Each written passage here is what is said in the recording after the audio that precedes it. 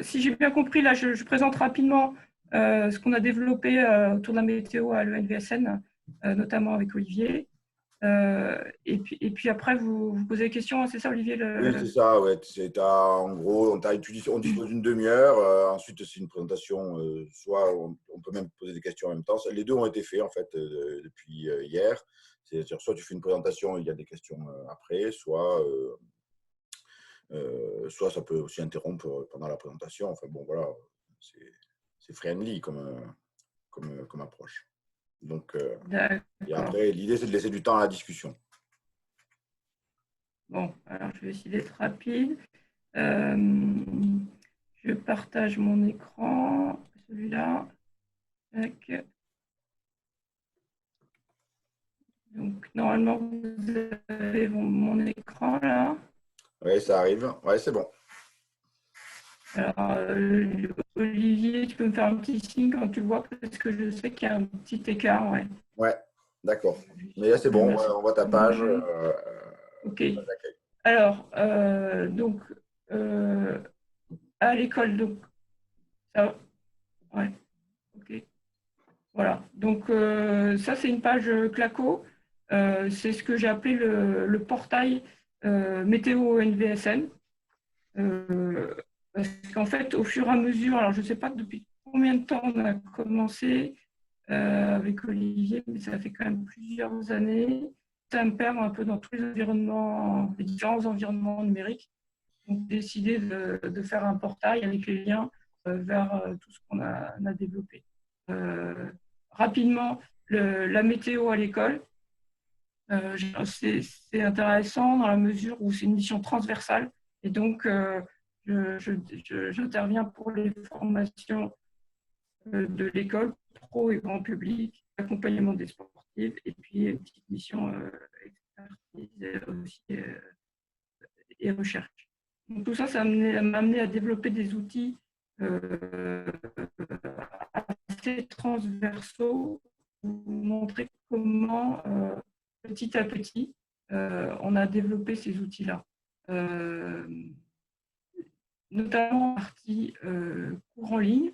Alors, deux blocs de cours qui fonctionnent. Un cours qu'on appelait météo marine, qui est un météo général, et un cours sur les vagues. Donc voilà, le cours, par exemple, météo marine, c'est assez classique. Il y a une partie communauté, une partie, il y a les badges. Et la partie cours, on a trois parcours. Je vais vous montrer comment fonctionne un parcours. Donc ça, c'est le parcours d'introduction qu'on a appelé les clés de la météo. À chaque fois, il y a des cours qui sont les plus simples possibles. Ça c'est évidemment.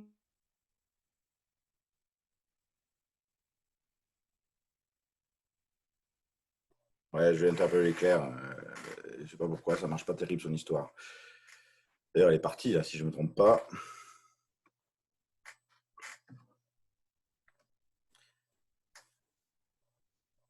Ouais, Claire, t'es revenu, mais il n'y a pas le son. Par contre, on t'entend pas très très bien depuis le début. Ça coupe pas mal. T'es connecté comment, en 4G ou en... On n'a pas le son, Claire. Claire.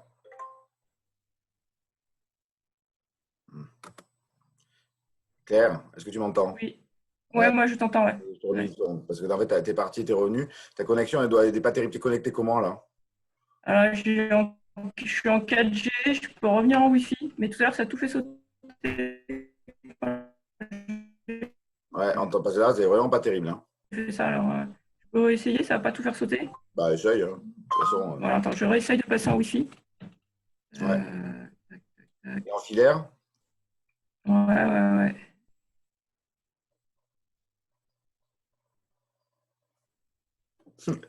C'est toujours les cordonniers les plus mal chaussés.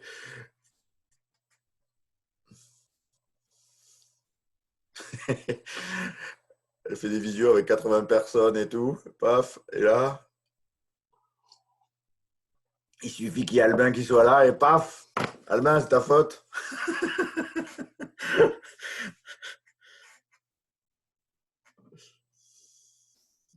J'ai une mauvaise influence. C'est ça.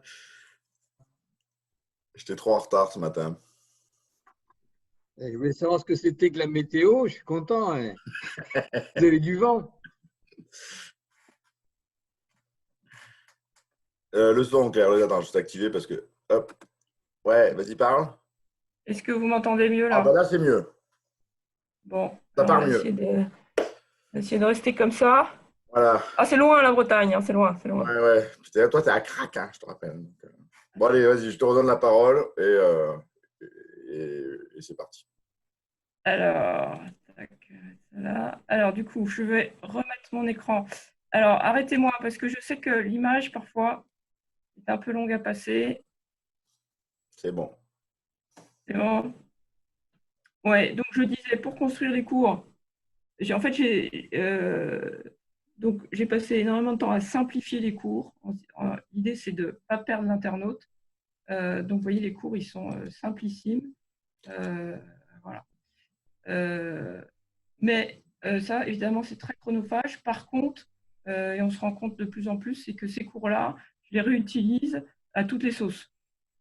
C'est-à-dire que là, par exemple, je vous ai montré, c'est un parcours météo grand public avec il y a 2 ateliers, il y a un quiz, mais j'ai la même chose, un même parcours pour nos formations pro avec, vous voyez toujours là? Ouais, c'est bon. Où j'utilise les mêmes cours. Par contre, j'ai des ateliers complémentaires, différents, qui sont plus orientés sur l'encadrement des stagiaires. Donc, voilà un peu pour l'organisation générale des cours. Donc, on peut les adapter en fonction du public professionnel, notamment on a d'avoir le MOOC, mais Ouais, Claire, oui, ça marche pas. ah, je ne sais pas trop quoi Je faire. peux le faire, moi, si tu veux, si ça marche mieux. Et après, je raconterai peut-être pas tout à fait pareil que toi, mais je peux essayer, si tu veux. D'accord? Bah, ouais, si tu veux, ouais. Ouais. Et tu complètes, parce que là, franchement, tu as le son qui est hyper haché. Je pense qu'on ne te comprend pas très terrible. Enfin, je ne sais pas ce que vous en pensez, les copains, là. Mais Ok. Écoute, essaye et je vais changer d'endroit. ouais. Et, Et après, tu reprends le relais, quoi. et je vais voir si en étant ailleurs, j'arrive à mieux me connecter, ok? OK. Alors, Ok, à tout de suite. ouais, je vais aller sur son portail météo. Alors, météo LSN portail. Voilà. Tac. Alors, c'est moi qui vais le faire du coup. Donc, je suis moins fort que Claire pour présenter ce qu'elle fait, évidemment, parce que c'est le principe c'est que c'est pensé depuis le début avec Claire comme un moyen d'intervention autour de ses missions. Donc, en fait, elle a tout un panel d'outils. Et donc, en fait, qui à la fin, il y en a tellement, enfin, il y en a beaucoup. Donc, on a fait un portail. Elle a fait un portail qui centralise en fait l'ensemble de son offre de formation ou de ses moyens d'intervention autour de la météo. Claire, au début, c'est voilà, je peux en profiter, mais c'est quelqu'un qui n'est pas du tout avec des préoccupations numériques. Voilà. Et son début, c'est de faire un outil. Ce qu'elle voulait au tout début, c'était faire un outil qui rassemble des briefings météo. Et elle était venue me voir avec un autre copain avec qui on bossait là-dessus, qui était Stéphane Croze. Et donc, on lui a dit, bah, écoute, on va réfléchir. Et à la fin, on lui a proposé 10 outils. Et donc, il a fallu en choisir un. Et donc, la première entrée qu'elle a eue, ça a été, mais c'était pas sur Claco, c'était du coup un outil WordPress, un blog qui rassemble les différents outils. Alors, je vais vous montrer un peu ces espaces. Et puis, ça s'est enrichi du coup au fil du temps. Donc ça, c'est son portail. Donc c'est le point d'entrée. Alors, il y a même une redirection, hein, c'est-à-dire que si on tape météo.envsn.fr, on tombe sur cette interface-là. Donc là, je suis en version publique, c'est-à-dire sans être connecté. Et donc, vous voyez en haut les différents onglets. Donc, on a la météo ASN avec qui présente une page d'accueil qui présente le truc. Wind-Morbihan, donc un projet particulier autour de la météo, donc avec des capteurs qui sont passés dans la baie. Des stages, les stages météo, donc c'est-à-dire l'offre de formation qui est plutôt pour l'instant ciblée sur les stages qui sont en présentiel à l'école. Les cours en ligne, donc avec toute la dynamique de cours en ligne qu'il peut y avoir, donc les différentes sessions qui sont proposées, payantes ou gratuites. Une médiathèque, un centre de ressources avec lequel qui est finalement tout le temps qui est ouvert, avec du coup notamment les liens sur les réseaux sociaux et donc les communautés qui sont associées. Et donc sur ce groupe Facebook, je ne sais pas exactement combien on est, mais on doit être à 2000 à peu près participants qui échangent, discutent. Je me demande, je ne sais pas, 2200 maintenant, je ne sais plus trop, je m'y perds. Mais voilà, il y a une chaîne YouTube qui est associée.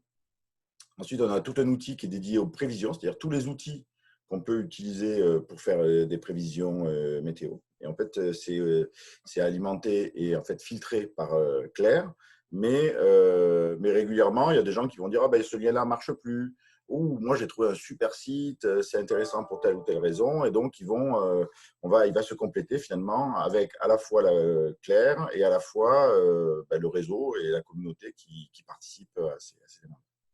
Ensuite, on a tout ce qui est de l'ordre des actus. Donc là, elle a créé un blog. Alors, elle ne l'a pas intégré ici, mais elle aurait pu.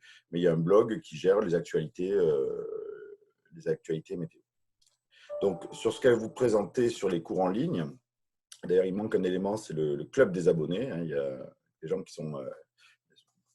bon, voilà, on y reviendra après. Donc, sur les cours en ligne, ce qu'elle vous a montré ici, donc, en fait, c'est un cours qui a été développé, alors je ne sais pas il y a combien de temps, moi je dirais 4-5 ans maintenant. Je crois que si on additionne le nombre de gens qui ont suivi ce cours, alors dans des versions légèrement différentes, aujourd'hui on est autour de, j'ai envie de dire, 5 ou 6 000 personnes. Claire doit savoir mieux que moi le nombre exact, mais voilà. Donc ça, c'est la session qui s'est pas déroulée il n'y a pas très longtemps. Donc on s'est lancé pendant le confinement. Donc là, c'est une version payante, mais qui a été faite en gratuit pendant longtemps. Et donc sur la version payante qui s'est déroulée donc, du 11 avril au 3 mai, de mémoire, c'est 375 personnes qui ont effectivement payé ce cours-là. Donc c'est un volume assez restreint. C'est-à-dire que souvent sur les sessions gratuites, on avait autour de, à la fin, on était entre 1500 et 2500 personnes qui suivaient le cours, si je ne me trompe pas. Donc, on doit mettre plus de 6000 maintenant. Donc, on arrive sur une interface qui ressemble à celle-là. Donc, on retrouve encore cette fameuse médiathèque. On retrouve cette histoire de stage parce qu'effectivement, au départ, c'était quand même une tête de gondole, ce cours-là, pour alimenter des stages en présentiel à l'école. Et puis, aujourd'hui, on commence il y a notamment un outil d'évaluation des personnes. Donc, les gens, qu'est-ce qui se passe quand ils arrivent là-dessus? Ils se connectent. Alors, soit ils se connectent. Alors, je vais me connecter, je suis en tant qu'administrateur. Hein. Et ils arrivent sur une interface. Il est où la météo? Hop là, météo marine. Ils arrivent du coup sur un outil qui est… voilà, donc là, on a des onglets qui se rajoutent. Donc, alors, la cartographie, c'est un truc intéressant parce que ça nous permet de voir la répartition géographique des personnes. Donc, c'est quelque chose de facultatif, mais les gens peuvent remplir. Et ça permet d'avoir une idée du rayonnement. Voilà. Il y en a plein qui suivent les alizés. C'est assez étonnant. Bon, bref. En fait, de plus en plus, on rajoute des outils qui permettent à la communauté de fonctionner. Ensuite, on a effectivement un onglet cours et exercices sur lequel on a effectivement sur ce cours-là, il y a 3 modules. Alors, il y a plusieurs versions de ce cours. Hein. Là, c'est la version grand public. Et ensuite, il y a une version actuellement qui fonctionne pour les formations pro. Donc, effectivement, il y a eu un gros travail au départ, surtout qu'on commençait. Ça a servi un peu de modèle après à pas mal de monde, cette histoire-là. Mais c'est un cours on a pris du temps finalement à la conception des différents contenus. Alors, je vais vous montrer la première semaine. Ensuite, c'est organisé en fonction des moments. Mais Là, si j'accède là-dessus, donc là, c'est le standard actuel, un peu ce que tout le monde utilise. Effectivement, on est sur un outil parcours. Donc, il y a avec une scénarisation avec les outils badge, donc ceux qui ont participé un peu à l'ensemble de la semaine, vous voyez à peu près à quoi ça peut ressembler. Donc, effectivement, là, c'est finalement comment valider la séquence de formation. Ensuite, on a des contenus qui sont associés. Et puis, des fiches de synthèse, etc. Alors, sur les contenus, c'est là-dessus qu'elle parlait tout à l'heure. Alors, le choix de Claire, c'est principalement fait avec des PowerPoint. Et elle a fait un énorme travail de simplification du contenu. Donc voilà, donc on a des diaporamas très, très simplifiés qui permettent qui présentent un contenu X ou Y, et c'est fortement apprécié. Alors, ce qu'elle disait, c'est que ce contenu-là, finalement, il y a eu un investissement fort au début dans le fait de le créer, mais il est finalement réutilisé aujourd'hui dans des contextes extrêmement divers. Donc l'amortissement, il est important. Il est à la fois utilisé sur ces cours-là, à la fois utilisé en présentiel quand elle fait des interventions sur le sujet, à la fois dans le club des abonnés, donc notre espace, bon, voilà, etc. etc. Voilà. Donc, voilà. Ensuite, on a aussi, bon, évidemment, des petites vidéos qui ont été développées autour de thématiques particulières. Il y en a une qui plaît beaucoup, c'est dans un autre cours, c'est sur la construction des dépressions, mais avec de la pâte à modeler. Il faut s'inscrire au cours pour voir le truc. Bon, voilà. Donc là, on est sur quelque chose qui ressemble à ce qu'on fait habituellement. Ça a beaucoup discuté les autres jours aussi, ça me permet de montrer ça. Donc, effectivement, derrière, pour valider, on a un outil quiz. On a un atelier girouette. En fait, les gens se filment en train de percevoir le vent dans leur maison, et notamment sur des fenêtres. Et donc, ils partagent ces vidéos-là sur la plateforme, ils les déposent eux-mêmes. Mais ça, c'est des ateliers qui ne servent pas à la certification, c'est des ateliers facultatifs. Et là, on a un atelier, notamment celui auquel tient énormément Claire. Ah, mais je ne suis pas en étudiant, mais qui a une évaluation par les pairs. C'est-à-dire que les gens déposent un contenu qu'ils ont à produire au format PDF, ils le déposent sur la plateforme, et la plateforme ensuite redistribue ces copies-là aux autres participants. Et il s'agit pour les autres d'évaluer les travaux des autres. Et donc pour nous, c'est une activité de formation qui est importante. Parce que les gens sont obligés d'aller puiser dans les cours pour pouvoir dire si c'est le bon nuage qui a été choisi. Enfin, on a quand même, donc là, ceux qui ont vu, mais je crois que c'est en même temps le truc de David Alexandre autour de la sécurité en mer, on a des fiches de synthèse qui sont téléchargeables. Donc, le cours n'est pas téléchargeable, par contre, les fiches de synthèse le sont. Donc, il y a cette idée de boîte à outils. Ça va, vous me suivez tous ou pas? Bon, voilà pour le cours météo. Claire, bon, parce que je vais présenter des autres outils. Mais tous les cours sont construits sur cette base-là. Et derrière, donc on a un système d'annonce. Oui, il y a un élément aussi, c'est qu'il y a des visios qui sont faites régulièrement. Donc là, on a celle du 28. Ah oui, voilà, on a celle de la semaine d'avant. Et donc là, en tout cas, celle auquel j'ai participé, il y avait 80 personnes, je crois. Voilà, est-ce que je vais juste un test, est-ce que vous m'entendez mieux là ou pas? Ouais, c'est mieux. Ouais. Bon, donc… Juste sur les visios complétées, c'est super, Olive, hein, tout ce que tu as dit là. Juste pour les visios, moi j'ai pas mal évolué là-dessus. Aujourd'hui, je différencie bien les visios de suivi pendant les parcours de formation. Et on en fait plus qu'avant. Au début, on faisait une visio par parcours. Maintenant, on fait une visio courte chaque semaine, une demi-heure, 3/4 d'heure, pas plus. Et ça rassure beaucoup les personnes de savoir qu'ils ont un rendez-vous. Et c'est dans le premier débriefing qu'on a fait la semaine dernière, c'est ressorti. ça les rassure de savoir que toutes les semaines, ils peuvent poser en direct leurs questions. Et pour nous, finalement, c'est moins chronophage parce que c'est des visios courtes qu'on prépare moins. On est plus là pour répondre aux questions. Et donc ça, c'est pour moi, j'appelle ça des visios de suivi. Et par contre, il y a des visios de cours où là, des visios de cours où là, par contre, c'est plus un cours qui peut être un peu descendant ou qui peut être où on fait parler les gens. Et ça, on a expérimenté ça avec jusqu'à combien on était 60 personnes, il me semble, la dernière fois, en formation pro. C'était une séance qu'on devait faire en présentiel après le cours en ligne. Donc, on était un peu fébrile hein, parce qu'on avait choisi de faire partager. Oui, avec Zoom, ouais. On était un petit peu fébrile parce qu'on avait l'objectif de cette séance, c'était vraiment de faire parler les pros sur la appropriation de la météo en encadrement. Et en fait, c'est possible, quoi. On a vraiment réussi à les faire parler. Et on a fait une formation, un cours qui finalement s'est révélé très riche, quoi. Voilà, juste pour dire que les visios, il y a plusieurs façons de les concevoir et de les animer. Ouais. Alors, il y a une question, il y a quelqu'un qui a posé une question peut-être dans le chat, mais je ne l'ai pas sous les yeux. Oui, moi. c'est visio avec Zoom, ouais. C'était avec Zoom, effectivement, Morgane. Ouais. Voilà.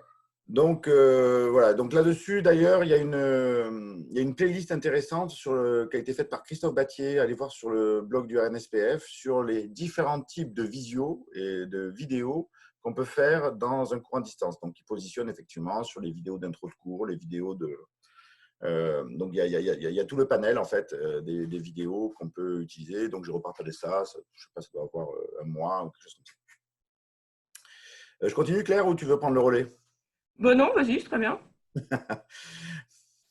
Alors, donc voilà, donc là on est sur, voilà. Alors pour les techniciens là, donc en fait on a quand même ce qui est intéressant là-dedans, donc d'un peu d'un point de vue pédagogique et ce qu'on a appris avec l'expérience, il y a plusieurs choses. Donc on a un agenda, alors là il est vide parce que le cours est terminé, mais avec les différents événements, donc les gens par l'agenda retrouvent les différents événements. On a un système d'actu de consigne, en fait c'est l'outil annonce, et donc c'est ce qui génère de la notification, c'est l'information descendante qui est donc transférée. Je crois qu'on fait 2 fois par semaine, mais attention, les semaines ne commencent pas les mêmes journées que chez nous, dans ces cours-là. C'est-à-dire que la semaine commence le vendredi et finit le vendredi d'après. Et donc, on a une première info le vendredi. Pourquoi? Parce que les gens, en fait, sont disponibles le week-end souvent. Donc, le début d'une séquence se fait le vendredi pour que les gens aient du temps pour travailler dessus. Et puis, il y a une relance, un point qui est fait en milieu de semaine. Et là, les visios sont souvent placés, si je ne me trompe pas, le mardi. Enfin, pareil, un peu au milieu, mais au début du milieu, parce que ça permet de présenter la séquence, répondre aux questions s'il y a besoin.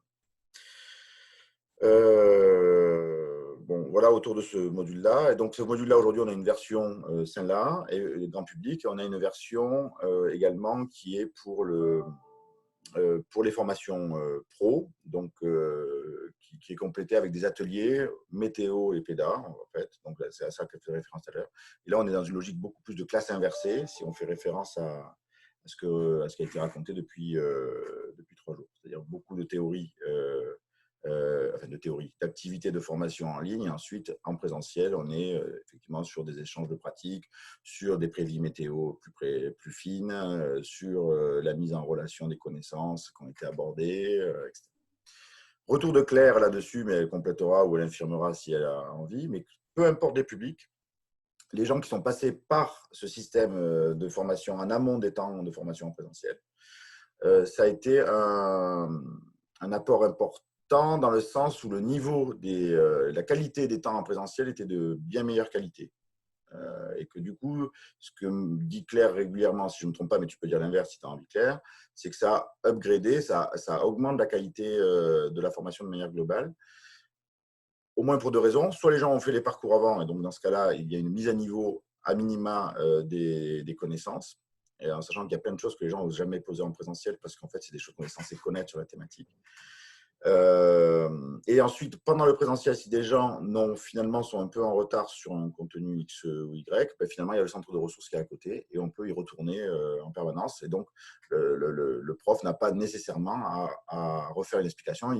Elle renvoie en disant non, mais va voir sur l'espace d'activité, tu vas trouver, c'est dans tel cours, tel diaporama ou tel élément. Ça va?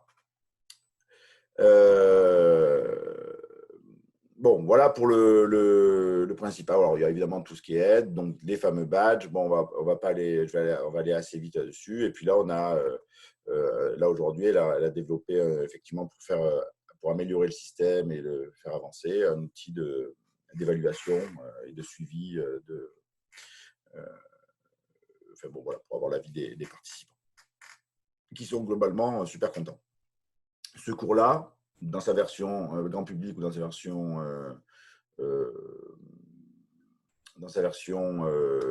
pro, aujourd'hui est mis à disposition et commence à être mobilisé finalement par d'autres organismes de formation.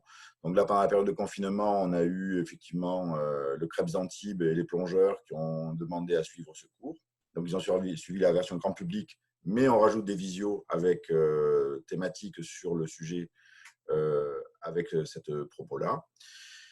Et puis aujourd'hui, il y a aussi le CREPS de Wattignies, si je ne me trompe pas, qui intègre dans son ruban pédagogique ce cours-là avec l'intervention de Claire, donc dans la version pro. Et donc, il est en train d'être customisé en conséquence. Donc, ça devient une action de l'École nationale de voile sur un BP au CREPS de Wattignies, sans déplacement de Claire, qui du coup peut intervenir sur plusieurs choses en même temps.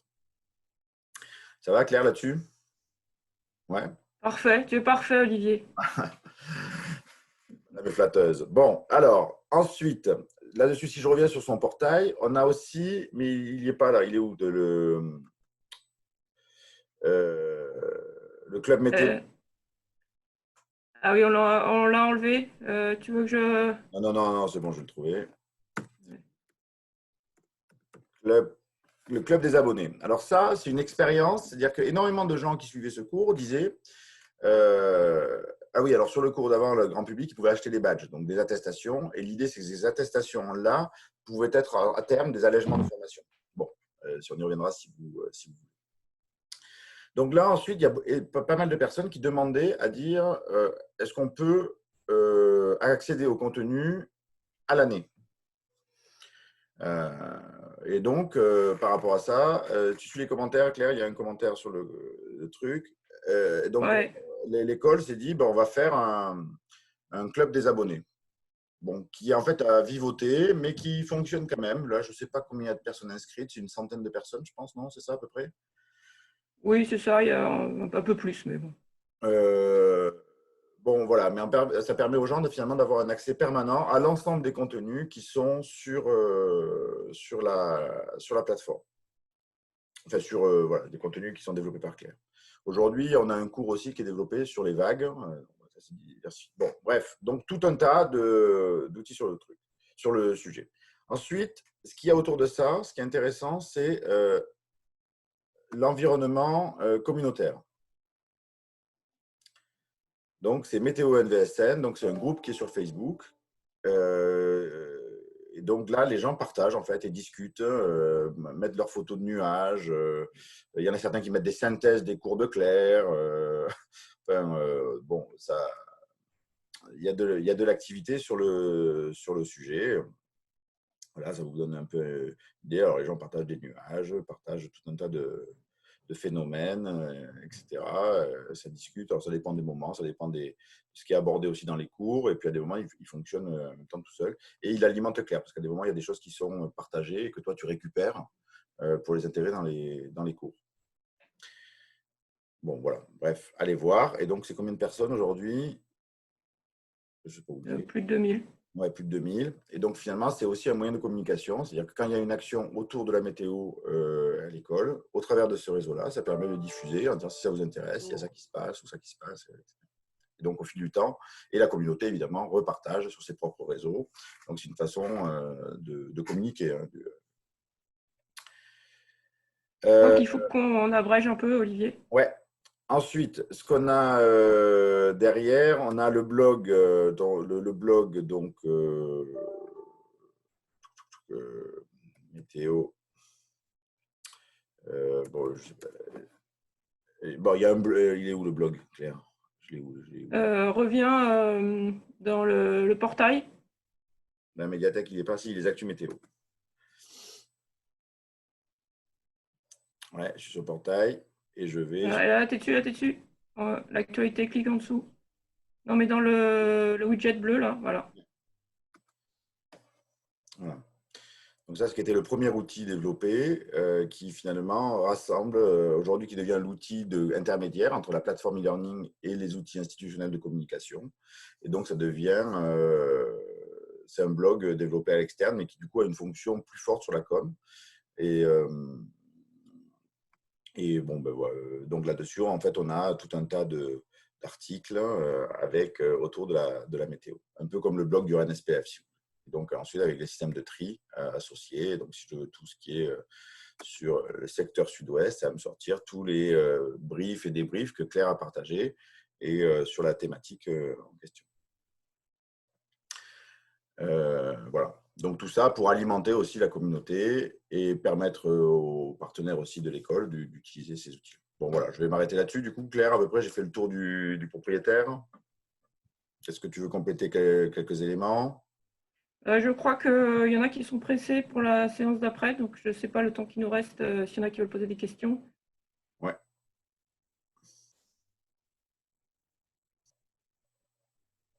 Non, pas de questions? Allez-y. Hein.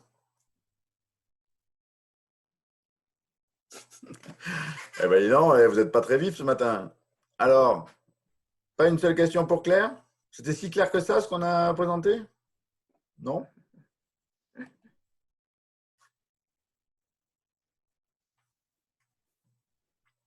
Oui, très clair, Claire. Merci. Ah, le club des abonnés. Oui, vas-y, prends la parole, Gradila. Alors, en fait, c'est un débat qu'on a depuis le début, c'est est-ce qu'on fait nos cours là? Est-ce qu'on… Ah. Vas-y, présente le truc, je partage l'écran. Hop. Ouais. La question, c'est est-ce qu'on fait des séquences sur un temps imparti?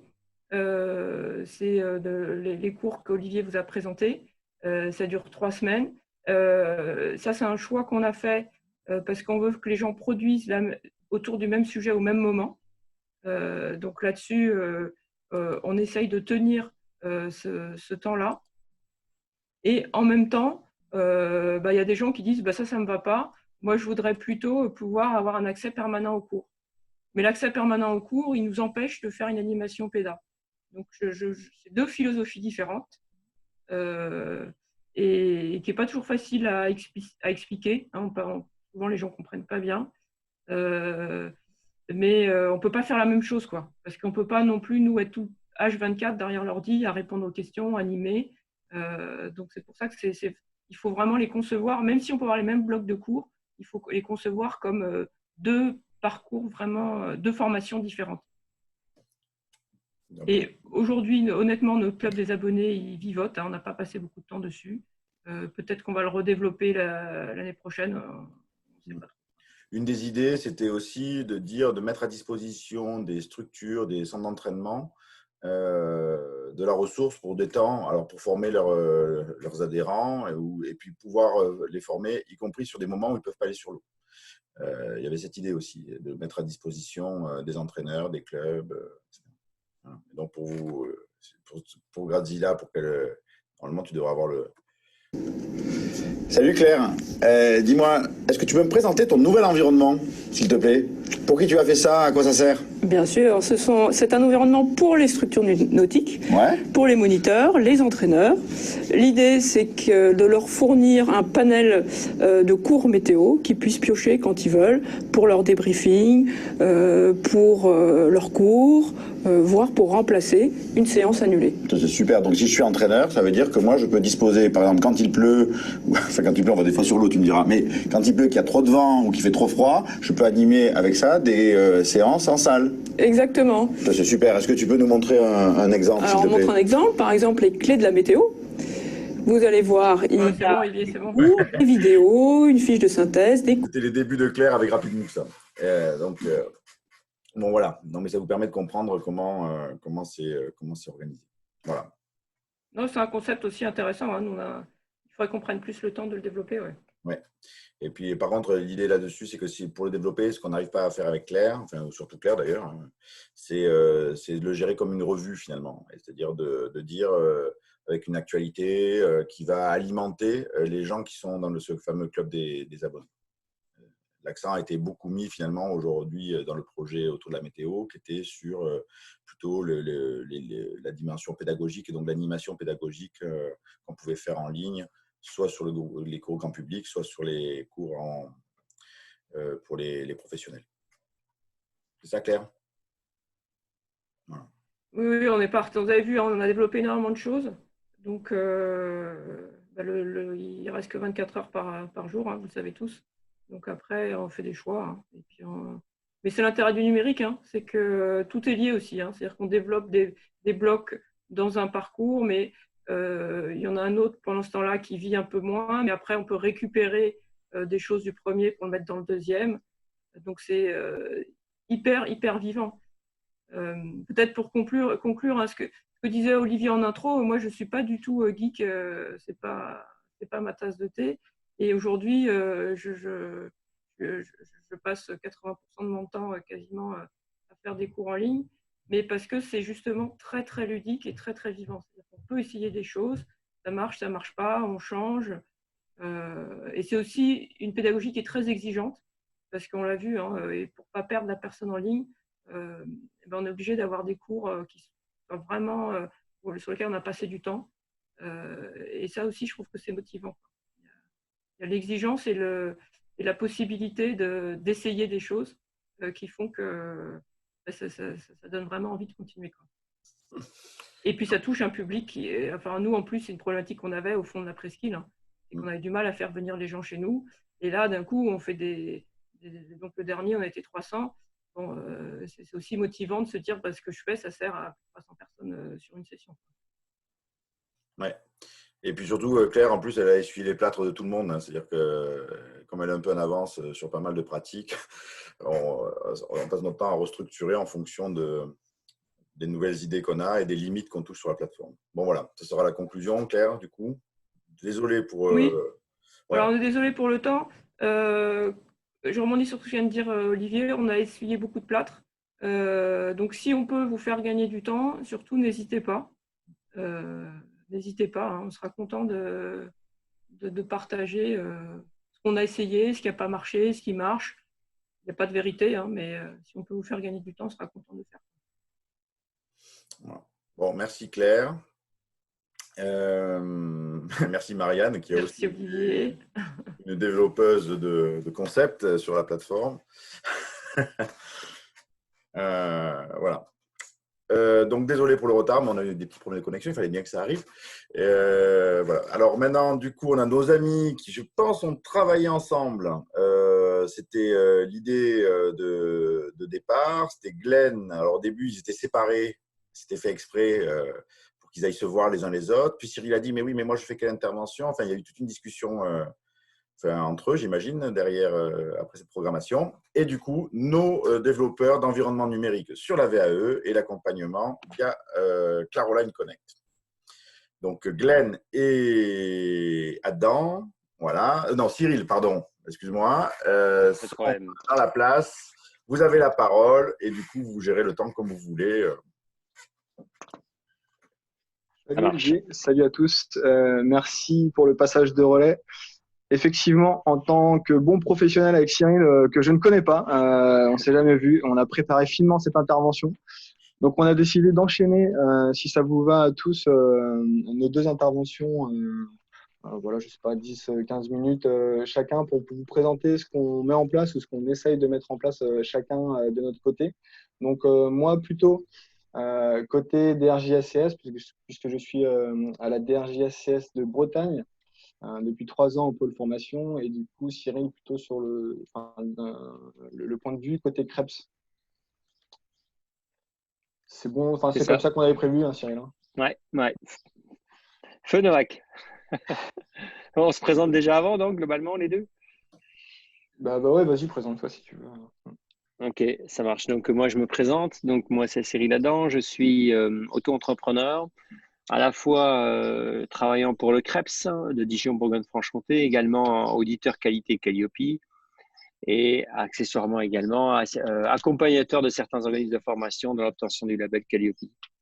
Auparavant, j'étais directeur d'un organisme de formation jusqu'à fin décembre et je suis plutôt parti à mon compte depuis début janvier. Et voilà, donc moi, effectivement, comme Noak l'a bien dit, je vais faire une présentation assez succincte de la proposition que je fais au CREPS pour que le CREPS puisse répondre aux normes Calliope VAE et permettre de mutualiser ça sur la plateforme Clearline Connect. Et donc, voilà, enfin, moi, je vous ai dit, je suis à la DR de Bretagne. Du coup, je suis prof de sport depuis 2014. Après avoir fait un tour en Bourgogne, à Nevers, pendant 2 ans, je suis revenu en Bretagne. Mon nom cache pas mes origines, voilà, par la DD de Saint-Brieuc et puis à la DR de Bretagne depuis 3 ans sur le pôle formation. Du coup, je suis au référent de certains diplômes, du suivi de certains diplômes pour la DR et aussi de la VE pour la partie sport. J'ai une collègue, Elisabeth Degouet, qui s'occupe de la VE pour la partie socioculturelle. Et on a un collègue, Benoît Rennes, qui est l'ancien référent VE pour la DR Bretagne, qui travaille à l'ENV.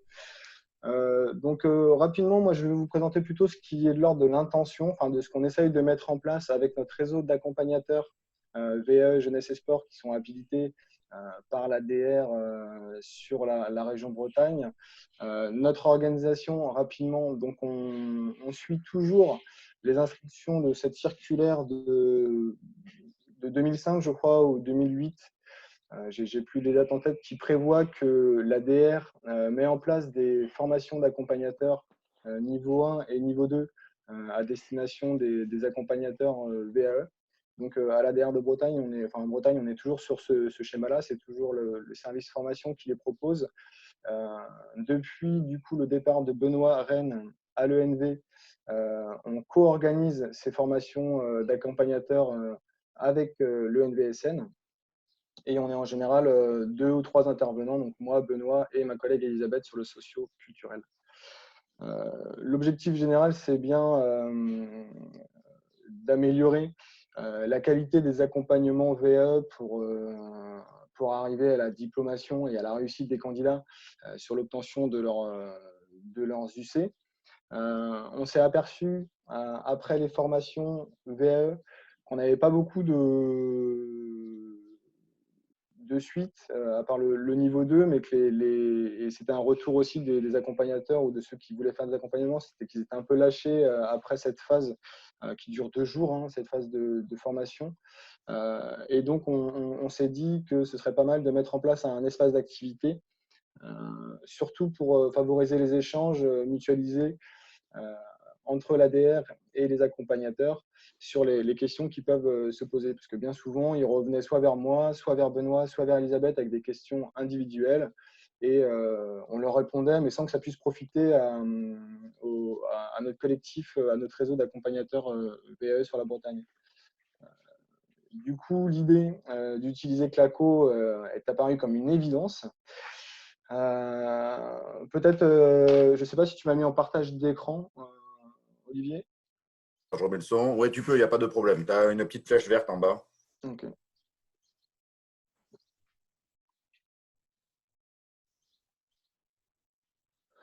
Voilà. Alors, je vais vous présenter très modestement notre état d'avancement sur cet espace d'activité qui est très basique, hein, pour l'instant, qui utilise les fonctions, on va dire, je pense principales de Claco, avec une interface pour communiquer avec nos accompagnateurs et puis quelques widgets ou quelques ressources comme le forum, les annonces qu'on peut utiliser. Donc, on est plutôt pour l'instant sur quelque chose qu'on essaye de mettre en place, qu'on essaye de faire vivre, mais avec peu de temps. Du coup, ce n'est pas quelque chose qui est très abouti. Moi, ce qui m'intéressait aujourd'hui, c'était de présenter notre volonté, nos objectifs, là où on en était, mais surtout d'être dans l'échange de pratiques pour savoir qu'est-ce qui se passait aussi dans les autres régions, soit dans les DR, soit dans les CREPS, pour peut-être après travailler sur des outils communs ou enfin garder nos outils mais les faire évoluer par rapport à ce qui se passe dans les autres régions. Du coup, après chaque formation d'accompagnateur VAE, sur le niveau 1, on les inscrit sur cet espace d'activité sur lesquels on se prend 1 heure en général sur la formation, sur les 2 jours, pour leur expliquer l'intérêt et le fonctionnement global.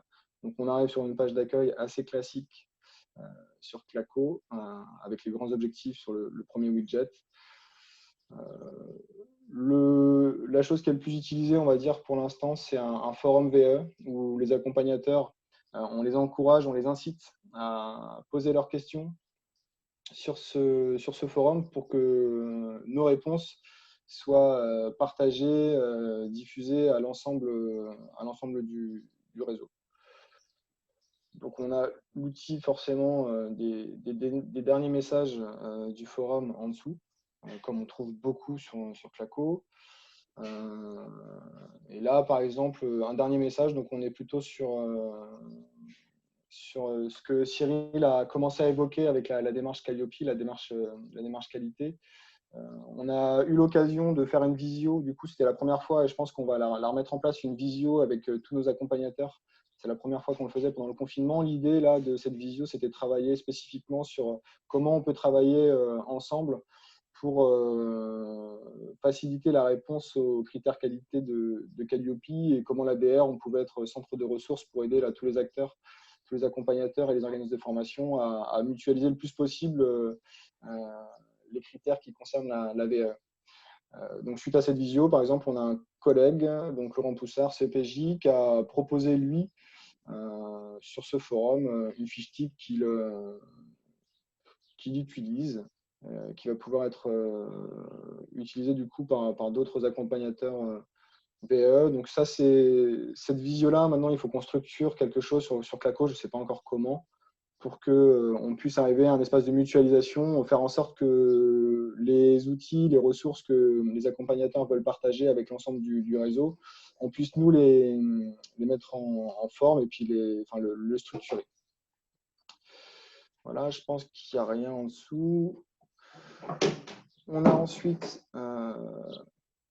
un widget sur les dates à retenir. Donc, à l'ADR, on organise encore des réunions d'information pour les candidats dans tous les départements. Donc, en Bretagne, c'est assez facilitant parce qu'on n'a pas à mutualiser. On va faire des jaloux, mais on est resté à 4 départements. Donc, ça reste assez simple de couvrir le territoire. Prochaine réunion donc, des DCS 22 dans les Côtes-d'Armor. Voilà. On a le calendrier des jurys, qui est un simple renvoi vers le site du ministère et le calendrier des jurys VE. Et puis le widget annonce sur lequel on passe les dernières actus réglementaires ou les dernières actus qu'on veut faire passer au niveau de l'ADR. Donc là, c'était notre visioconférence sur à la fois les modalités de la VE pendant le Covid-19, pendant cette période de crise sanitaire, et commencer à réfléchir avec l'ensemble des acteurs sur la démarche qualité. Donc, c'était notre dernière vision. On est passé par le système annonce pour faire ça. Donc, voilà notre page. C'est très, très simple, très, très basique pour l'instant. Et on a une deuxième page, un deuxième onglet avec des ressources où on va retrouver des choses aussi très classiques. Donc, le dossier de recevabilité, le dossier de validation en format PDF et puis donc un autre exemple de mutualisation. Là, c'est un collègue qui avait travaillé sur les fiches récits ou les fiches expérience. Elles sont appelées un peu différemment en fonction des endroits. Voilà, donc c'est simplement un Word. Vous savez que dans le dossier de validation, il faut intégrer les fiches 15.1 après pour ce qui relève de cette fiche-là, pour avoir une pagination 15.1, 15.2, 15.3. Donc voilà, on a prévu un Word pour faciliter le travail des candidats pour chaque fiche. Et en Bretagne, on travaille sur ce qu'on appelle des guides VAE à l'intention des candidats, des accompagnateurs VAE et surtout les candidats et les accompagnateurs VAE, qui précisent un petit peu quelles sont les attentes et les éléments incontournables attendus par le jury sur le contenu du dossier de validation.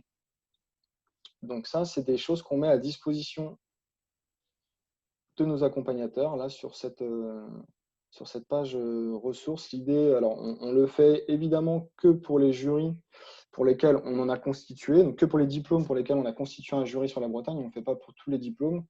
Ça n'a pas valeur réglementaire, mais ça a une valeur d'aide pédagogique pour les candidats pour rédiger leur dossier et pour les accompagnateurs pour mieux les accompagner. Donc voilà, donc un espace principalement dédié aux candidats. Ce qu'on aimerait faire aussi, c'est un espace avec plus d'échanges entre les jurys et les accompagnateurs pour préciser aux accompagnateurs les défauts, les manquements qu'on observe dans l'étude des dossiers de validation. Donc nos membres de jury présidents sont aussi inscrits sur cet espace d'activité, donc ils peuvent participer notamment aux réponses sur les forums s'il y a des choses qui les concernent. Mais cette organisation-là, cet échange entre membres de jury, accompagnateurs VE, elle n'est pas spécialement organisée. Et dernière chose que vous voyez dans les onglets, donc là ce serait plus quelque chose que j'avais imaginé pour les candidats. C'est un parcours du candidat sur son parcours de VAE quand il s'engage. Voilà, donc avec l'option parcours qu'offre Claco. L'idée, c'était pour chaque étape, donc nous, on en a défini 5, vous les voyez sur la gauche, définir son projet, faire sa demande de recevabilité, constituer son dossier.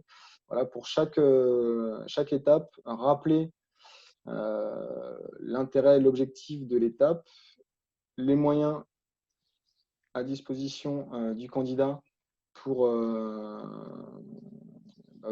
atteindre les objectifs de cette étape-là, et puis un système de quiz pour que le candidat puisse vérifier que qu'il a bien compris les attendus de cette étape-là.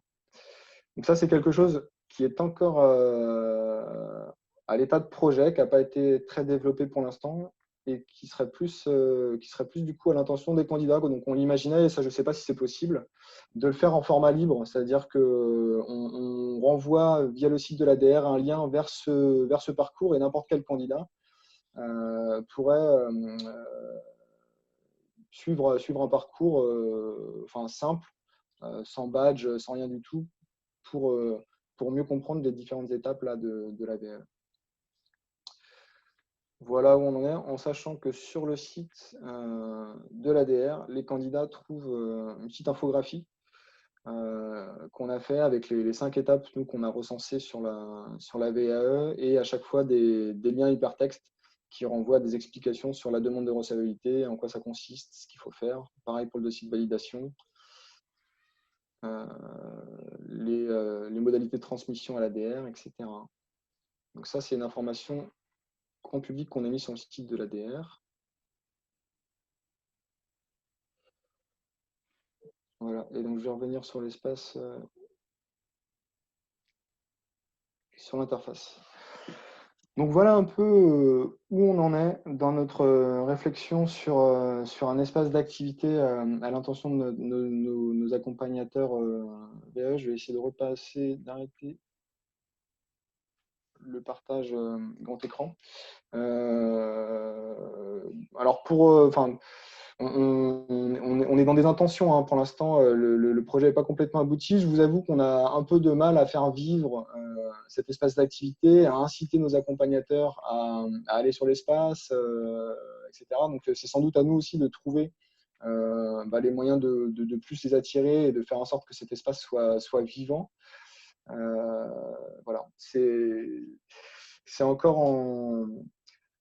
en phase de réflexion et d'avancement. Cela dit, à chaque fois qu'on présente cet espace, les accompagnateurs sont contents de savoir qu'ils vont avoir un espace ressource où il va y avoir une continuité et une possibilité de continuer d'échanger avec l'ADR.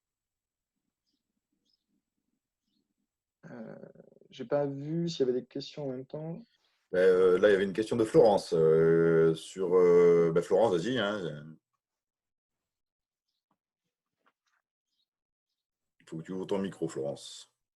Oui, j'ai toujours du mal à retrouver le bouton. Bonjour, en fait, ma question, c'est que j'ai une collègue qui est effectivement accompagnatrice sur la VE, mais pas en Bretagne. Je ne sais pas si quelle formation elle a suivi pour être accompagnatrice, mais je pense que c'est un espace qui pourrait l'intéresser et savoir voilà, qui peut être inscrit ou qui peut s'inscrire à cet espace, étant donné que ma collègue, elle n'est pas dans la région Bretagne, mais Pays de la Loire. Alors, l'espace, il est principalement dédié aux accompagnateurs VAE qu'on habilite en Bretagne, donc plutôt aux accompagnateurs bretons et à nos membres de jury. Cela dit, voilà, vu la proximité en plus avec les Pays de la Loire, et ce lien qui nous unit, il n'y a aucun problème à ajouter des accompagnateurs qui seraient intéressés pour venir sur cet espace. Donc, si tu veux lui transmettre mon contact et qu'elle me fasse une demande, on l'ajoute sans problème. On a déjà d'ailleurs des accompagnateurs VE Pays de la Loire et Normandie d'inscrits sur l'espace, puisqu'on mutualise, on a fait une formation d'accompagnateur niveau 1 pour des accompagnateurs équitants, avec notre collègue Tania Mélikian, CTS Équitation, qui travaille sur les 3 régions. Et donc, on a ajouté des accompagnateurs VE des 3 régions sur cet espace-là. Ah bon, parce qu'elle n'avait pas l'air d'être au courant, mais a priori, c'est dans l'équitation. Et je pense qu'effectivement, elle a fait la formation avec Tania, je ne sais pas trop. Mais si elle l'a fait, normalement, on a dû l'inscrire. Donc, elle doit avoir mes coordonnées, en tout cas, parce que je suis intervenu sur cette formation. On a échangé par mail. Donc, elle doit déjà avoir mes coordonnées. Donc, elle peut sans problème passer par moi pour qu'on l'ajoute. Bon, je reverrai avec elle parce qu'elle n'avait pas l'air de… quand je lui ai dit, mais tu devrais venir voir ses interventions, elle n'avait pas le temps. Elle me dit, bah, si tu peux les suivre. Mais elle n'avait pas l'air de savoir qu'il y avait des choses via Claco de ce point de vue-là. Mais bon, je vais lui en parler. C'est gentil. Donc, voilà pour cette présentation. J'espère avoir été assez clair, pas trop long. Peut-être qu'on s'en tient à ce qu'on avait prévu et je laisse Cyril enchaîner sur ce que vous mettez en place. Après, derrière, ça marche. J'ai des collègues aussi de l'ONV, Michel, qui est parmi nous. Donc, peut-être que après, sur la série d'échanges, tu pourras dire, toi, d'un point de vue accompagnateur, Michel, comment cet espace est perçu, si vous en voyez une utilité, pas trop, parce que c'est vrai qu'on n'a pas fait de sondage auprès des accompagnateurs pour l'instant ou d'enquête de satisfaction ou autre pour savoir comment il était perçu, mais ça pourrait être intéressant après d'avoir ton point de vue, Michel, quand ce sera les échanges. Ça marche. Je vais commencer, moi. Alors, rebonjour à tous, parce qu'il y en a qui sont arrivés en cours. Alors moi, je vais contextualiser un petit peu mon intervention sur le fait que même si je suis auto-entrepreneur, je vais parler au nom du CREPS de Bourgogne-Franche-Comté. Bourgogne-Franche-Comté, c'est là où déjà le bas blesse, c'est Bourgogne et Franche-Comté. Donc 2 régions qui se sont mariées par rapport à la Bretagne qui n'a pas bougé. Et deux régions qui se sont mariées avec 2 stratégies totalement différentes sur l'accompagnement VAE dans ces 2 régions-là. La Bourgogne, l'ADR donnait feu vert au CREPS via une convention pour gérer la totalité des accompagnateurs VAE, la mise en place de formation d'accompagnateurs VAE. Ça, c'était acté, conventionné, c'est un fait. La Franche-Comté fonctionnait de manière totalement différente. L'ADR mettait en place les formations. Et après, tous les accompagnateurs étaient libres de faire ce qu'ils voulaient concernant où ils étaient rattachés à un OF, où ils étaient auto-entrepreneurs. C'est freelance total, quoi. Et là, la démarche qui consiste à dire que d'un seul coup, on va arriver Bourgogne-Franche-Comté et la Franche-Comté va être avalée par le CREPS de Bourgogne qui va devoir gérer tout, ce n'était pas possible. Voilà, on l'a vu lors des réunions d'information accompagnateur VAE. Ça ne marche pas, ça clash, ça n'avance pas. Donc, la stratégie et Eureka, il y a une solution. Cette solution, elle s'appelle Calliope. Et Calliope, en fait, entraîne des exigences qui vont permettre finalement, à un moment donné, de clarifier tout ce fonctionnement et de pouvoir harmoniser tout ce fonctionnement. Donc, l'idée est très claire. C'est déjà redonner une place d'OF au CREPS en tant que gestionnaire de ses propres accompagnateurs VAE. C'est-à-dire qu'il faut bien comprendre que le CREPS de Dijon, à cette époque-là, gérait la totalité des accompagnateurs VAE de Bourgogne. C'est-à-dire qu'aucun accompagnateur VAE ne pouvait passer autrement que par le CREPS. Là, c'est difficile d'exiger le même fonctionnement étant donné qu'en Franche-Comté, tout est freelance. Première chose. Deuxième chose, et ça c'est important, les normes Calliope vont imposer aux accompagnateurs VAE ou d'être attachés à un OF qui est normé Calliope, ou d'être eux-mêmes OF et Calliopiers. Alors, sur ce fait-là, il y en a, on risque de perdre énormément d'accompagnateurs VAE. En fait, c'est un risque qui est assez important, autant en Franche-Comté et également en Bourgogne. Parce qu'en Bourgogne, par exemple, quand on doit gérer un accompagnateur VAE qui est à Nevers, est-ce que j'ai la garantie que mon accompagnateur VAE qui est à Nevers utilise un établissement recevant du public pour pouvoir recevoir la personne qu'il va accompagner? Est-ce que, donc vous voyez, il y a toute cette logistique et toute cette problématique de gestion des accompagnateurs VAE sur site ou intra-site ou extra-site qu'il va falloir gérer. C'est pour ça que j'ai mis en place, je ne travaille pas seul, hein. C'est pour ça que j'ai mis en place, pas maintenant, oui, pas tout à l'heure. Excusez-moi. Donc la stratégie en fait que j'ai proposée au CREPS, c'est qu'on est en cours de réflexion. Je vais vous montrer un espace d'activité VAE qui permet d'englober toute l'activité, tout le système, tout le fonctionnement qu'on pourrait avoir sur le plan de la VAE. Donc là, je pars sur un partage d'écran. Voilà. Alors, espace d'activité, où te caches-tu? VAE.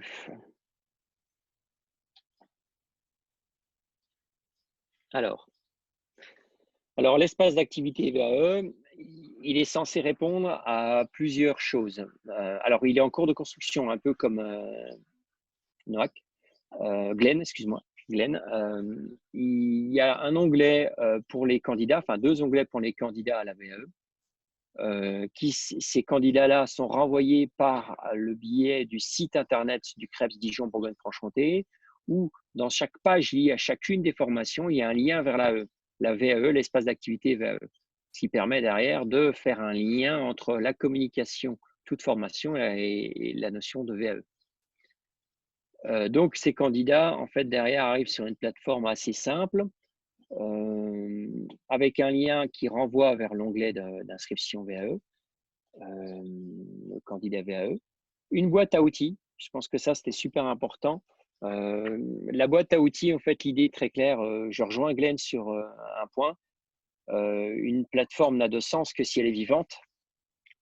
Donc, l'idée, c'est très clairement de faire vivre cette boîte à outils au fur et à mesure. En plus, on répond à une exigence Calliope qui est la veille réglementaire, la veille juridique. Donc, on est tenu quelque part de montrer qu'on met à jour tous ces documents régulièrement. On a quand même un outil qui est formidable, c'est le site vae.gouv.fr, qui a également des fiches outils dont on peut s'inspirer pour mettre à jour ces documents. Donc ça, moi, je pense que c'est là-dessus qu'il faut qu'on s'appuie essentiellement pour mettre à jour la boîte à outils de la VAE. Là, il y aura la liste des accompagnateurs VAE. Très clairement, il s'agit de faire une liste très détaillée des accompagnateurs VAE du CREPS et non pas d'une région. C'est vraiment l'idée de comprendre que le CREPS est un OF qui gère l'accompagnement VAE. Si à un moment donné, l'ADR demande au CREPS d'avoir un accompagnement des accompagnateurs VAE sous forme d'un convention, etc., on le fera. Mais pour le moment, ce n'est pas la démarche. La démarche est très clairement déjà d'avoir la certitude que tous les accompagnateurs de Bourgogne, on va pouvoir les conserver. Ne par les exigences, je vous l'ai dit tout à l'heure, sur les établissements recevant du public, sur les conditions d'accueil, sur la suite à donner, sur l'accompagnement VAE. Alors, organigramme donc, et la VAE, l'idée très clairement, c'est créer un rapide MOOC sur le concept de la VAE, 1 ou 2 ou 3 rapides MOOC qui présentent assez rapidement qu'est-ce que c'est que l'étape 1, qu'est-ce que c'est que l'étape 2, le CREPS de Bourgogne-Franche-Comté, sa stratégie sur l'accompagnement VAE. Voilà, des petites vidéos de présentation de la stratégie VAE. Je répondrai à toutes les questions après, si ça ne vous dérange pas. J'ai vu qu'il y avait une question, je n'ai pas encore eu le temps de la lire.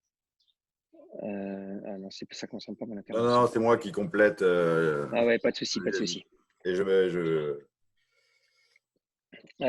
donc, accompagnateur VAE. Alors ça, c'est un onglet également qu'il va falloir faire vivre pour tous les accompagnateurs VAE qui sont inscrits au sein du CREPS de Franche-Comté. avec, là j'ai diminué la taille d'écran pour voir mais très clairement des news. Donc on est sur un widget annonce, où dès qu'on met en jour une fiche outil, dès qu'il y a une date nouvelle, une annonce liée à un mail. Alors, je pense que c'est par cet intermédiaire qu'on peut faire vivre cette plateforme. C'est ce qui est le plus efficace. Donc, ça permet assez rapidement de mettre régulièrement des news sur la VAE. Autre chose,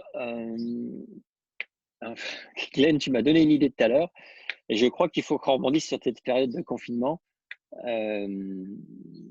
L'interaction, ça peut être la limite finalement de cette plateforme. Moi, personnellement, je pense que je travaille beaucoup sur Clair Online Connect, sur mes espaces d'activité, mais j'ai du mal à croire à la notion de forum. Ça marche pas.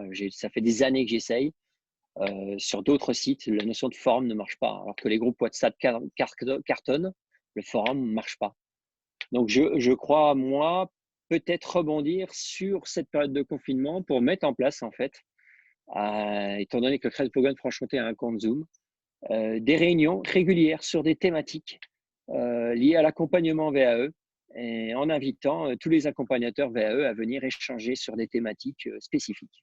Voilà. Je pense que donc ça se rajoutera bien sûr à l'onglet agenda, qui fera l'objet également d'une news sur l'annonce avec un mail envoyé à tous les accompagnateurs. Voilà, l'idée c'est d'être le plus complet, le plus précis pour tout le monde, quoi. Voilà, c'est un peu ton intervention, Glenn, qui m'a donné cette idée, et je vais la soumettre, je pense, au Crêpes. Ça paraît être une idée, à mon avis, qui peut être intéressante.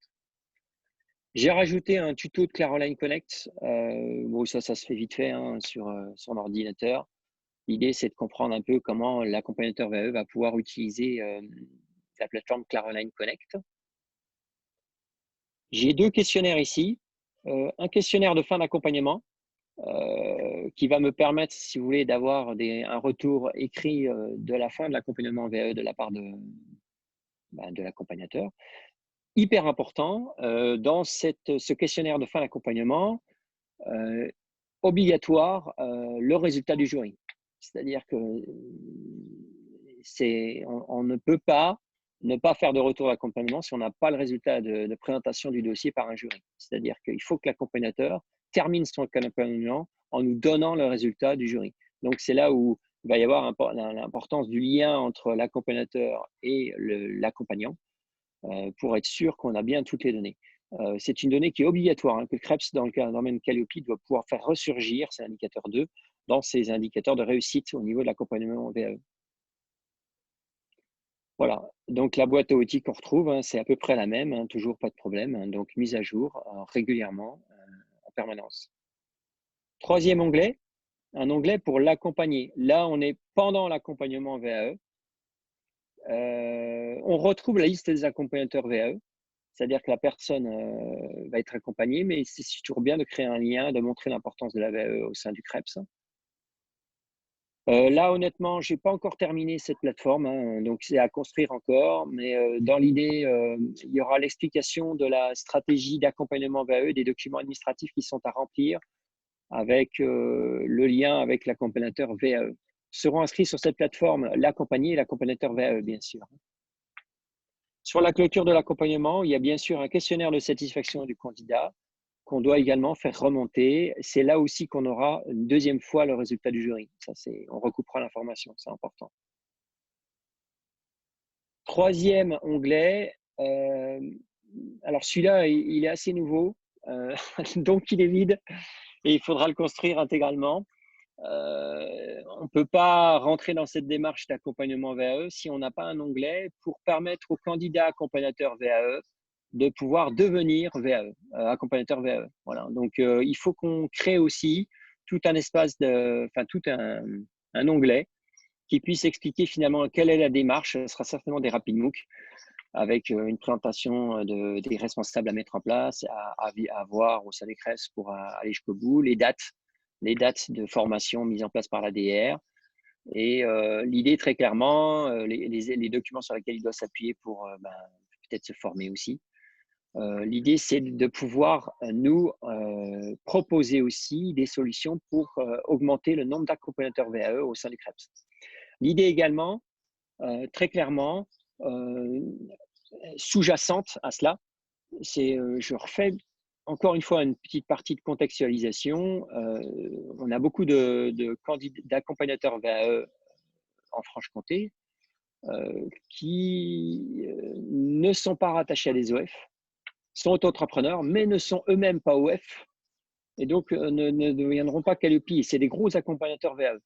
Donc là, on a très clairement une stratégie, à mon avis, à mettre en place au sein du CREPS, c'est de les attirer, de leur dire, venez au CREPS, on va vous proposer une plateforme, on va vous assister, vous aurez l'avantage d'avoir un label Calliope qui vous couvre. Vous pourrez faire de l'accompagnement VAE, sous couvert bien sûr d'une convention mise en place avec le CREPS. Donc l'idée très clairement, moi, que je propose au CREPS, c'est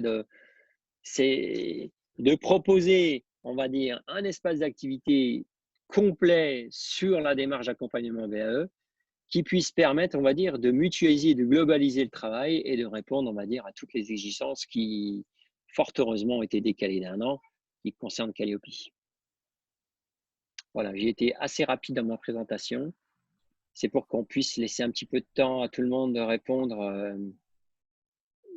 à mon intervention, à celle de Glenn. Alors, donc il y avait déjà en tout cas une première grosse question donc de Nelly. Alors, Nelly.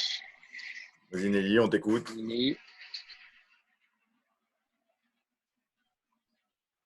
Nelly, il faut que tu ouvres ton micro. Ah, pardon, excusez-moi.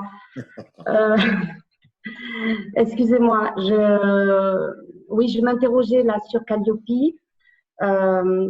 de savoir s'il y avait effectivement une obligation de recevoir les candidats dans un ERP ou en tout cas sur le site d'un organisme de formation, si l'accompagnateur 1 ne peut pas venir sur le lieu de travail du candidat et si l'accompagnateur ne peut pas faire l'accompagnement entièrement distanciel. Alors, on peut faire, ça peut être une solution entièrement à distance, ça vous évite la solution de l'ERP. Ça, c'est clair, c'est la meilleure solution. Si vous êtes en face à face, il y a une obligation de ERP. Vous devez démontrer que vous avez la capacité de pouvoir accueillir tout public handicapé, ou du moins, vous avez fait une démarche de pouvoir accompagner certains publics handicapés, et que dans ces cas-là, vous avez des solutions de rechange pour certains handicaps pour pouvoir les accueillir également. Donc, on va dire qu'en cela, très clairement, oui, c'est une exigence qui est obligatoire. D'accord, je questionne parce que nous, chez nous, c'est Profession Sport qui accueillera les accompagnateurs qui ne pourront pas obtenir la certification Calliope parce que effectivement ils sont auto-entrepreneurs ou en tout cas ils ont des structures trop petites pour pouvoir répondre aux exigences. Et hors Profession Sport, et dans chaque département, oui, d'accord. L'organisme qui est effectivement en Profession Sport, ça veut dire que c'est un OF qui aura obtenu le label Calliope accompagnement, enfin VAE, Calliope VAE. Oui, c'est tout à fait envisageable. Il n'y a pas de problème, ça sécurise la situation. Ça, bon, merci Par beaucoup contre, encore une fois, répondu. ça veut dire que l'accompagné sera ou accueilli à Profession Sport ou accueilli dans des locaux garantis ERP par l'accompagnateur VAE parce que c'est peut-être des locaux qui appartiennent à une collectivité, que la collectivité lui met à disposition. Voilà, on peut imaginer plein de solutions. Hein.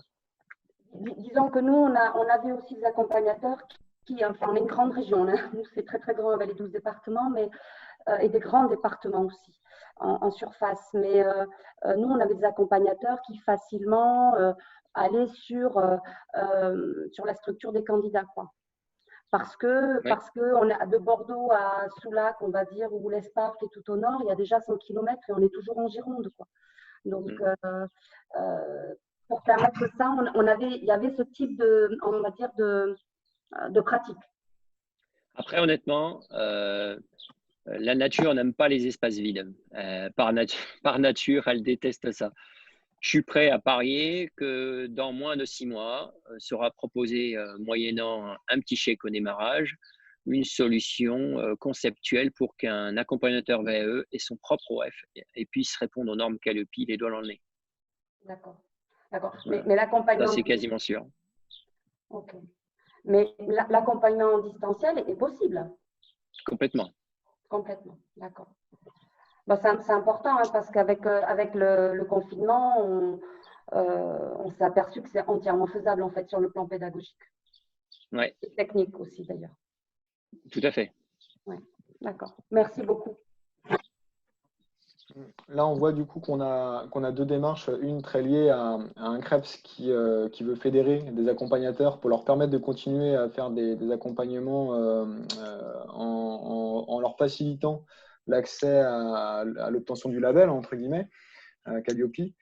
Et nous, DR, voilà, qui venons de prendre en compte aussi cet élément-là, notamment via notre collègue Benoît qui est à l'ENV, pour mutualiser un certain nombre de ressources entre les différents OF, pour aussi faciliter, en tout cas sur les critères qui concernent la VAE, leur faciliter l'accès au label. Donc on est sur deux démarches qui se rejoignent un peu, mais qui finalement, une est très liée à CREPS, organisme de formation, et puis DR qui chapeaute, on va dire, l'ensemble des organismes de formation qui souhaitent proposer de la VE. Donc nous, on essaye d'être dans une démarche facilitante au niveau de la DR pour mutualiser des outils entre OF. Alors après, bien entendu, il faut que les OF jouent le jeu et aient envie de partager leurs propres outils qu'ils utilisent dans leur suivi de candidats avec d'autres OF dans un champ, encore une fois, très concurrentiel. Okay. Tout à fait, Glenn. Parfait. Il y avait Anne, du coup, qui avait une question, peut-être? Mais on a déjà répondu, je crois. Hein. Ouais. Non, c'est tout à fait possible de faire un accompagnement en distanciel. Hein. Aucun problème. Michel, par rapport à Michel, pour un OF, les questionnaires qui peuvent être un élément de preuve, oui, c'est tout à fait envisageable. C'est-à-dire je vais même aller plus loin, on peut très bien imaginer conventionner avec un accompagnateur VAE qui aura un numéro d'OF, etc., hein, et qui, dans cette convention, on lui dit qu'ils garantissent que l'accompagnement sera effectué dans un ERP. C'est-à-dire que si lui, il ne le fait pas derrière, c'est plus notre problème. Nous, on s'est couvert de manière juridique. Et au niveau Calliope, ça suffit. Ouais, Michel. Ouais, ok. Une autre remarque par rapport à ce qu'a présenté Glenn, je trouve, c'est l'initiative en fait de rédiger des guides en collaboration avec les présidents de jury. Je trouve que c'est intéressant et ça renseigne les candidats sur les intentions des jurys, sur ce qu'ils attendent des candidats, etc. quoi.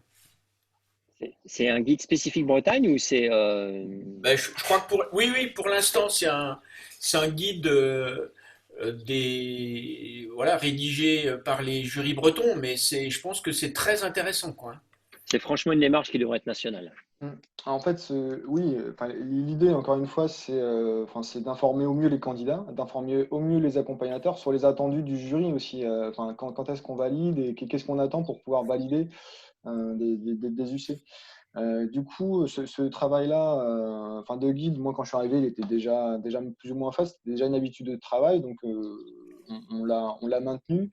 Et on s'en sert sur certaines formations VAE, notamment de niveau 2, quand on arrive à croiser des jours où on a des membres de jury, notamment des présidents, avec des accompagnateurs. Et ces guides, on les avait co-construits du coup avec les accompagnateurs même, pour vraiment travailler collectivement sur les référentiels, à la fois professionnels et de certifs, pour définir des attendus. Et donc, pour certains diplômes, ces guides-là, ils ont été élaborés en plus des membres du jury, avec des accompagnateurs qui ont participé à cette démarche. Et nous, on s'en est servi comme un outil de formation sur un niveau 2.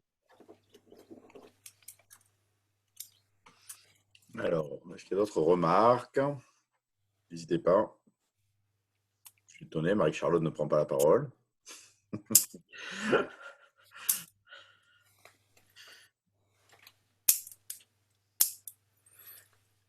Non.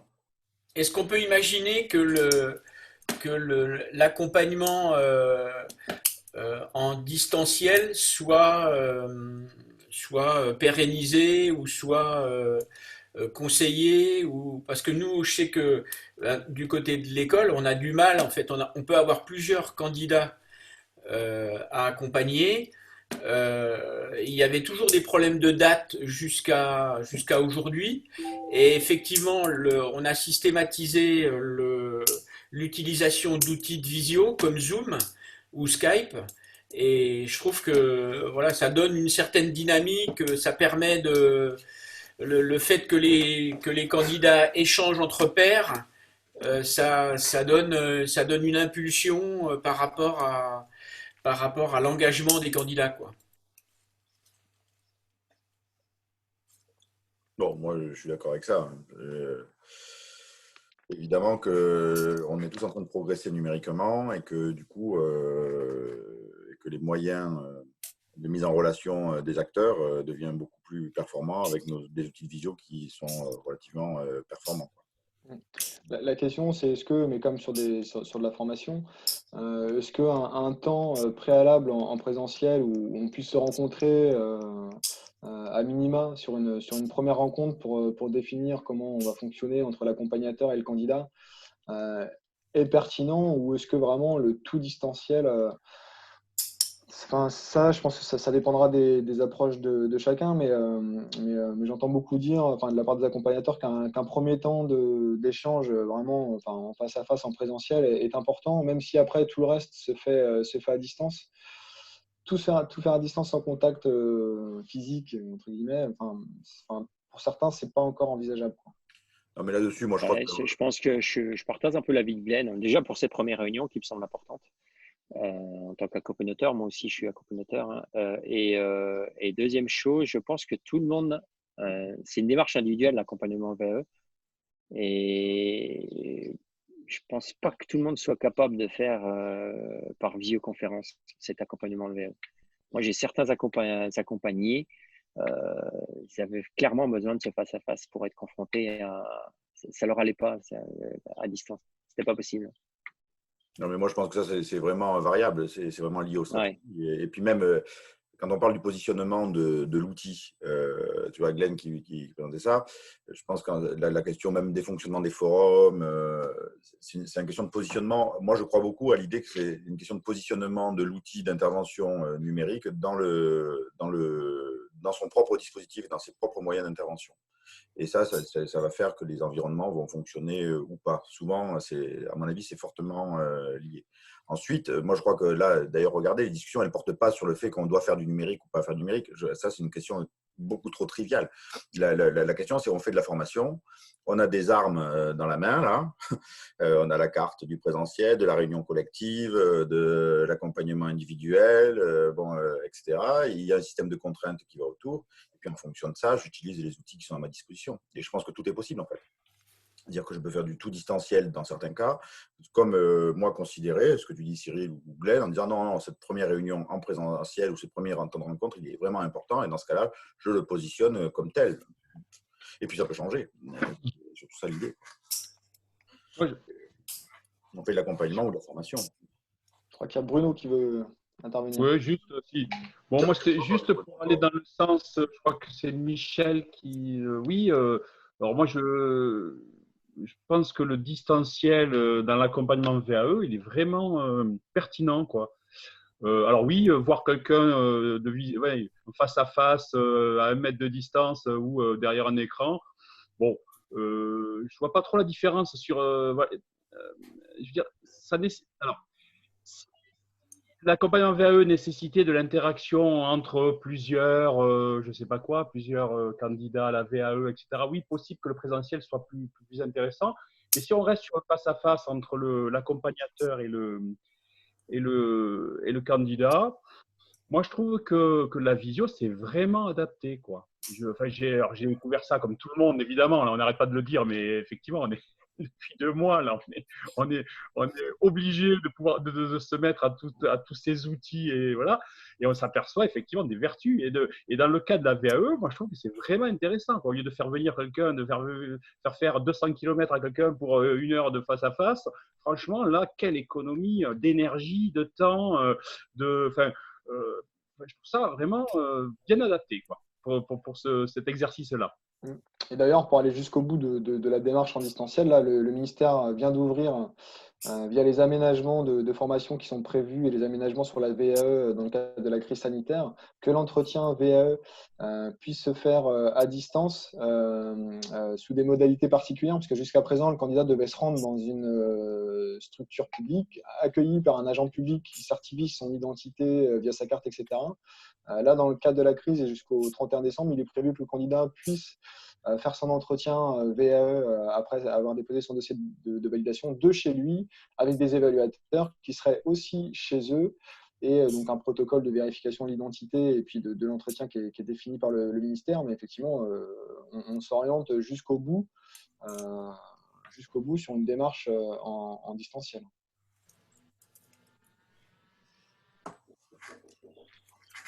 Bon, merci. Est-ce qu'il y a d'autres réactions? Moi, ça m'intéresserait, s'il y a des collègues d'autres régions là, qui sont sur la VAE, d'avoir des retours sur la stratégie de mobilisation du réseau d'accompagnateurs. Est-ce qu'il y en a une? Comment vous faites? Est-ce que vous passez par des outils? Nous, ce qu'on a fait, alors c'est un petit peu différent. J'ai pris la parole. Ça va? C'est pas un problème parce que du coup, Parfait. Bon, nous, ce qu'on a fait, c'est que comme on avait beaucoup, on a eu l'impression qu'il y a eu beaucoup de candidats qui, de par le confinement, ont tenté d'entamer leur VAE. Ce qu'on a mis en place, c'est que les collègues formés à la VAE et à l'accompagnement ont accompagné gratuitement pendant le temps de l'inactivité tous les candidats qui n'avaient pas encore d'accompagnateur, parce que le temps de mobiliser les financements, bon, voilà, ça rallonge. Donc, ils ont accompagné tout le monde en distanciel. Et on a actuellement 18 candidats sur l'ensemble de la région qui sont accompagnés par des collègues, par exemple de Pau qui accompagne un candidat de Niort, parce que ça s'est tombé comme ça. Et voilà, c'est pour dire que nous, voilà ce qu'on a fait là-dessus. Après, on a une plateforme qui informe plus les candidats qu'autre chose sur la VAE. Sur Claroline, on n'a pas tout ce qui est forum, etc. On n'a pas réussi à l'enclencher. Après, on n'est pas, et ma collègue et moi, on n'est pas non plus très geek entre guillemets, mais on n'est pas très à l'aise avec l'outil informatique non plus. Je pense que ça doit expliquer aussi le fait que peut-être on n'a pas su, en tout cas, mobiliser les accompagnateurs sur cette plateforme. En termes d'échange, comme tu l'as fait toi, Glenn. Voilà. Et par contre, vous continuez à mettre en place aussi au niveau de la DR les formations d'accompagnateurs, oui, niveau 1, niveau 2. Et alors, niveau 2, non, parce que ou alors niveau 2 avec thème, on a mis en place des accompagnements, des formations sur l'accompagnement collectif, par exemple.